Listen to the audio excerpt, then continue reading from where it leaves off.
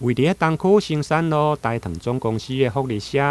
伫今年1月24改装重新来开幕以后，成为卖这个完美打卡的景点。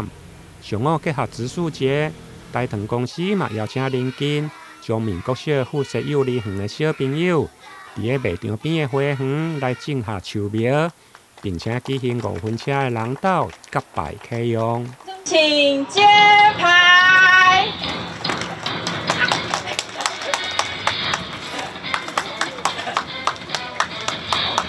我们在福利社改造成功了以后，也发想说，我们总管理处里面有2部蒸汽火车头，一部是民国14年制造的，一部是这个538，这个1937年制造的。我们可以拉一部到我们的这一个人行道的旁边，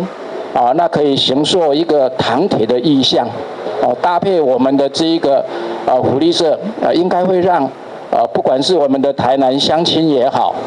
或者是我们的外面来台南的，有一个新的一个亮点，有一个新的一个打卡的景点。大藤公司董事长杨明洲表示，5分车的步行人道主要以甘蔗园为发想，设计出日式高早型的波浪围篱，